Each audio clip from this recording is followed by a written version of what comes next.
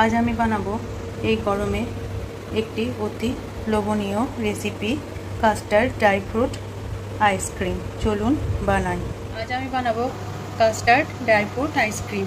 যার জন্য এখানে আমি আধা লিটার দুধ এখানে নিয়ে নিয়েছি একটা পাত্রে। এটাকে আমি ফুটতে দিয়েছি। আমি কিছুটা আলমন্ড কুচি নিয়েছি, কিছুটা ওয়ালনাট কুচি নিয়েছি। এটা আমি বাড়িতে কনডেন্স মিল্ক বানিয়ে নিয়েছি। আর এখানে কিছুটা চিনি নিয়ে নিয়েছি আর 2 চামচ মতো কাস্টার্ড পাউডার নিয়ে নিয়েছি।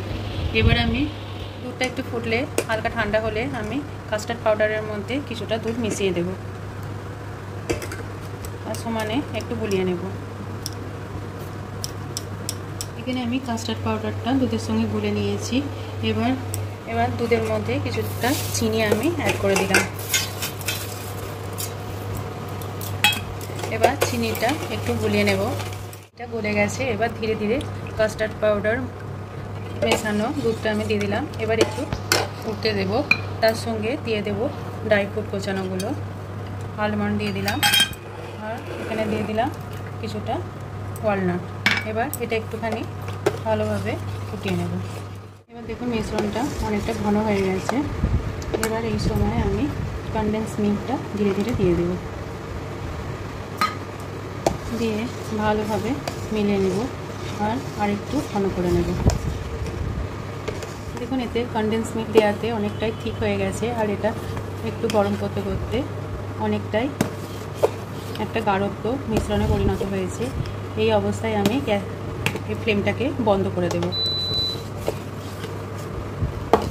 আর এটাকে রুম টেম্পারেচারে ঠান্ডা করে নেব। এবার আমি কাস্টার্ড এই মিশ্রণটার মধ্যে ফ্রেশ ক্রিম মিশিয়ে দিলাম, ফেটানো ফ্রেশ ক্রিমটা মিশিয়ে দিলাম। এবার এটাকে ভালোভাবে ফেটিয়ে নেব। এইভাবে বেশ কিছুক্ষণ ধরে কাস্টার্ড মিল্কের সঙ্গে ফ্রেশ ক্রিম আমি ভালোভাবে ফেটিয়ে নেব। কিছুক্ষণ ফ্রিজে রাখার পর আমি আবার একবার ফেটিয়ে নেব ভালো করে এই মিশ্রণটাকে। দুটো পাত্রে আমি আইসক্রিমটাকে জমতে দেব।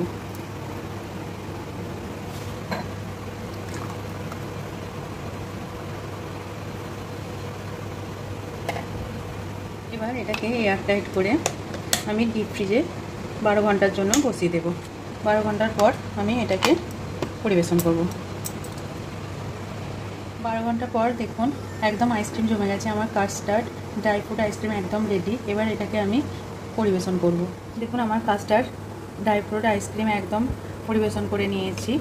দেখতে কতটা সুন্দর হয়েছে, একদম ক্রিমি হয়েছে, খুবই সফট হয়েছে আর খুবই সুস্বাদু হয়েছে। এইভাবে আপনারাও বাড়িতে ট্রাই করে দেখবেন, খুবই সুস্বাদু হয় এই আইসক্রিমটা। আমার এই রেসিপি যদি আপনাদের ভালো লেগে থাকে আমার চ্যানেলটিকে সাবস্ক্রাইব করবেন আর আমার ভিডিওগুলো শেয়ার করবেন। ধন্যবাদ।